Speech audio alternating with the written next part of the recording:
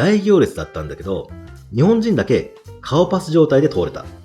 日本のパスポートが強い理由は、表向きの理由と裏の理由があります。皆さんこんにちは。ストレンジハンターのタカです。そういえば最近、僕横浜に行ってきたんですけど、横浜で海上保安庁の施設があるんですね。そこは無料で見学できる施設なんですが、その中には何があるかというと、ある国から来た工作船が展示されているんです。この工作船というのは、朝鮮の北の方にある国らしいんですが、そこから来た工作船で、以前に海上保安庁とバチバチ喧嘩をしたみたいで、銃で撃たれた穴が開いたりとか、自爆によって鉄がぐにゃぐにゃになっているところとか、そういったものが生々しく残されている船が展示されているところなんです。いや、なかなか見応えあったんで、無料で入れますから、皆さん横浜の赤レンガ倉庫行くことありますよね。その時には、そのすぐ横に、この海上保安庁の工作船を見学できるところがありますので、皆さんぜひ行ってみてくださいね。でも、工作船って、ちゃんと入国審査受けてるんですかね？いや、絶対受けてないですよね。確実に領海を侵入してきて、そこから何か他の国で悪いことをしてるんですよね。あの人たち、パスポート持ってるのかな？ということで、今回はパスポートの話をしていきたいと思います。それでは、ストレンジストーリー行ってみましょ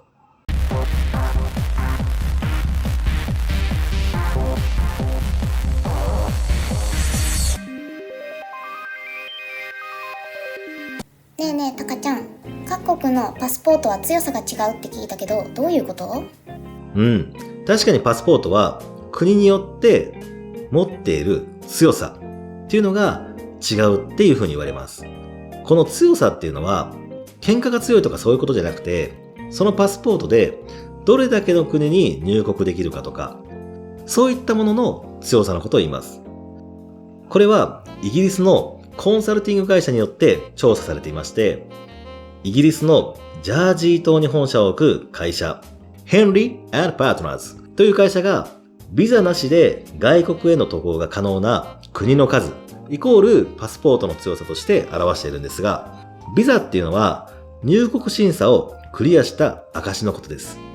渡航先の国に事前に申請をして、審査を得て発行されるものですね。日本のパスポートの強さはどれぐらいなの？そのヘンリー&パートナーズの調査によると、日本のパスポートは2021年1月に行った調査結果によると、日本のパスポートが世界最強というふうに評価されたんです。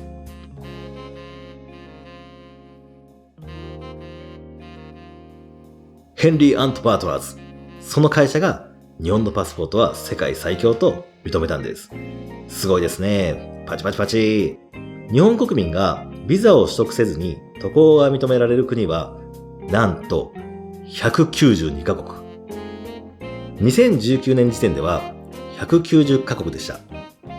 そして2020年にブラジルが加わって、2021年にはオマーンが加わりました。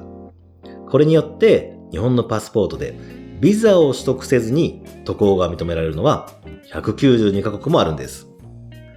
では逆に日本がビザがないと入国できない国というのはロシアです。社会主義国家でビザなしで入れる方が珍しいと言われている国です。他にはイラク、サウジアラビア、北朝鮮、パキスタン、アフガニスタン、こういった国もビザがなしでは入れません。この地域は内戦が多い地域で、軍事政権で、そして独裁政権が続いている国です。観光ビザはほぼ取得ができません。日本のパスポートというのは4年連続でパスポートランキングの首位を獲得しています。このヘンリー&パートナーズの調査の対象となったのは199の国と地域です。では、このヘンリー&パートナーズの世界のパスポートランキング、それを見ていきましょう。1位はさっきもお伝えしました日本です。でも、日本と同じく、もう一つ1位を取っている国があるんですが、それがシンガポール。日本とシンガポールは192カ国、ビザなしで渡航ができるという国です。そして2位はドイツ。そして韓国。この2つは190カ国。第3位はイタリアとスペイン、フィンランド、そしてルクセンブルク。この4つの国が189カ国で第3位になっています。まあ上位の国は皆さんもよく知る国だったと思います。じゃあ、パスポートランキングが低い国。それがどんな国か見ていきましょう。100位、エリトリア。101位、イラン、コンゴ。102位、スリランカ、スーダン、レバノン。103位、コソボ、バングラデシュ、リビア。104位、北朝鮮。北朝鮮104位なんですね。39カ国もビザなしで入ることができるそうです。105位、ネパール、パレスチナ。106位、ソマリア。ソマリアって言ったら海賊が多い国ですね。107位、イエメン。108位、パキスタン。109位、シリア。110位、イラク。そして最後111位がアフガニスタン。26カ国です。こういった国がパスポートランキングで低い国となっています。パスポートが強いとどんないいことがあるの？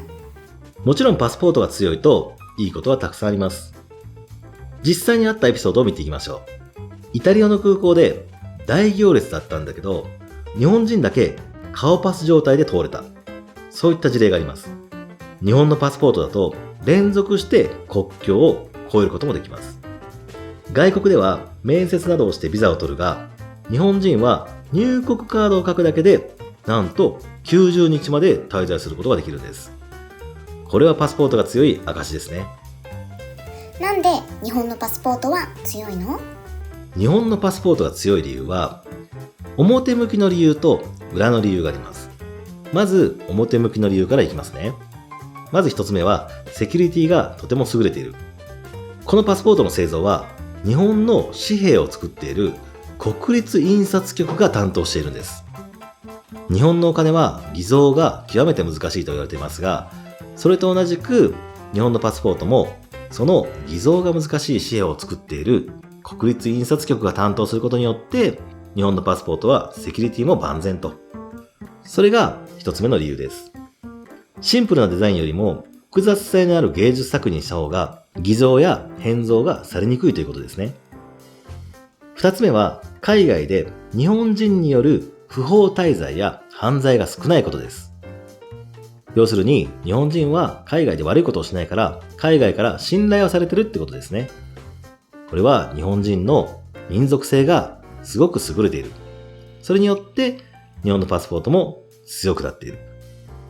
そして最後3つ目は、日本は経済でも政治でも非常に安定した国という評価を世界から受けているからです。このセキュリティ、そして日本人の民族性、3つ目が政治でも経済でも安定している。この3つの理由によって日本のパスポートは世界から強いと認められているわけです。これが表向きの理由です。では、裏の理由ですが、裏の理由としては、日本のこれが日本のパスポートが強いわけです。まあ裏の理由はこの辺にしておきましょう。YouTube なんでね、何があるかわかりませんからね。バンされても困りますし、この辺りにしておきましょうか。パスポートがいらない人がいるって本当？パスポートがいらない人、これはいます。例えば、国家元首、そしてその配偶者っていうのはパスポートはいらないんですね。国家元首というのは外国に対して国家を代表する人のことを言います。この国家元首はパスポートを取る必要はないとされているんです。日本でいうと天皇陛下は海外では元首という位置づけになっています。天皇皇后はパスポートを取らなくてもいいということですね。日本の元首って誰ですかって一般的に聞くと、総理大臣っていう風に回答する人が多いんですが、残念ながら総理大臣というのは日本の元首ではないんです。身分証明書を自分で持てないって変な感じ。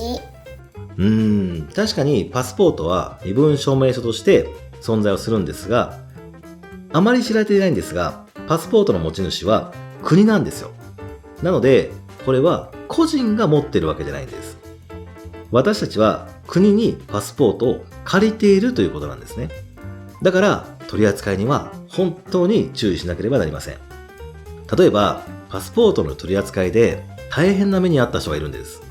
それの例を見ていきましょうか。ある男性はパスポートに観光地にあるようなスタンプってあるじゃないですか。ああいうのを押したせいで入国を拒否されたんです。この男性は水だけは与えられたんですが、長時間拘束された後になんと国に送還されてしまったんです。そんなケースもあります。他には子供がお父さんが寝ているうちにパスポートに落書きをしちゃったんですね。もう落書きをしちゃったのでどうすることもできません。仕方なく空港に行って帰ろうとすると、なんとその国から出られなくなりました。そんなに落書きひどかったんですかね。じゃあちょっとここでその実際の映像がありますので見ていきましょうか。ダッセー、この落書きめちゃくちゃダッセーや。見てよこの落書き。もう完全に選挙ポスターとかに書くような落書きと同じですよね。もう余白の部分もめちゃめちゃ書いてますよね。もうこれめちゃくちゃ面白いです。これはね、その国から出れるわけがない。いや、出しちゃいけません。もうね、もう拘束してください。もうこれはもう仕方ないです。っていう風な、こんな落書きを書いて出国できなかった人もいますので、皆さんパスポートに落書きは絶対にしないようにしましょう。あと、パスポートの取り扱いで、これね、あんまり知られてないんですが、注意してほしいものがあって、防虫剤と一緒に保管をすることはやめてほしいです。これなぜかというと、防虫剤と一緒に保管をすると、パスポートのラミネートが変色して入出国において、もしかしたら出国できない、入国できない、そんな可能性があるかもしれないので、皆さん、今すぐパスポートをチェックして、防虫剤が近くに入ってないか確認しておいてくださいね。じゃあパスポートについての面白い話ってある？面白い話、いっぱいありますよ。例えば、パスポートを初めて取得した人って知ってますか？坂本龍馬ではありません。多分皆さんもこの名前を聞けば、その人かって思うかもしれません。その人物とは、隅田川波五郎です。誰だよ。知らないっすよ。この隅田川波五郎は幕末から明治期の手品師なんです。手品もするし曲芸もする。そんな人です。この人が日本で初めてパスポートを取得した人です。この人はパリの万国博覧会に出演するために一旦渡米しなくてはならなかった。その時にパスポートを取得したんです。江戸時代にそれまで鎖国していた幕府が外国に行くことを許可して、外国に行きたい人は身分に関係なく修学、要は勉強、あとは商業、その目的に限って条約を結んだ国へなら渡航してもいいよと。そういった風になったので、この隅田川波五郎はパスポートを取得しました。その当時行けたのは8カ国。この8カ国はアメリカ、イギリス、フランス、オランダ、ロシア、ポルトガル、スイス、プロシア。この8カ国です。プロシアってどこやねん。第1号パスポートが隅田川市に発行された。そして総勢18人の曲芸団、日本帝国一座。名前は仰々しいですね。その一団を率いてパリ万博に向かったんです。当時のパスポートは今と同じ旅券番号、氏名、出生地、本籍。その他に面、要するに顔ですね。身長、目、鼻、口などの人相についても項目があったんです。この人は花形系とかね。ちなみにこの隅田川波五郎さんのパスポートには神田相生町に住み、年齢37歳、身長5尺と記載されていたそうです。サンフランシスコをはじめ全米各地を巡業し、絶賛されてジョンソン大統領と謁見したほどだったんですよ。すごいですね、波五郎さん。1867年にはパリ万国博覧会に出演し、ヨーロッパ各地を回り、ジャパニーズアクロバットブームっていうのを引き起こしたそうです。紙で作った蝶を扇子で仰いで本物の蝶が舞っているように見せる技術、胡蝶の舞っていうのをこの波五郎さんは特技としていたそうです。あれ？この胡蝶の舞って、長崎のどっかで見たことあるな。まあいいか。知らなかったな。外国行きたくなったな。おすすめの国があったら教えて。おすすめの国か。そうだな。僕のおすすめの国は、やっぱり日本です。海外に行くのもいいですが、まず日本の国をもっと良くするようにみんな頑張ってほしいと思います。僕は本当にそれを思っているんですが、強いて言うなら海外の国でどこがいいかというと、エジプトかな。なぜならエジプトはだからですよ。なのでエジプトっていう国はやっぱり自分の知るために行ってみたいなと思うんですね。なので僕がおすすめの国はエジプトです。もし僕と一緒にエジプト行きたいっていう人はコメント欄にエジプト行きたいって書いておいてくださいね。一緒に行けるかどうかは知りませんが。それでは今回はパスポートについての話をしていきました。今回もストレンジストーリー見ていただいてありがとうございました。また次の動画楽しみにしておいてくださいね。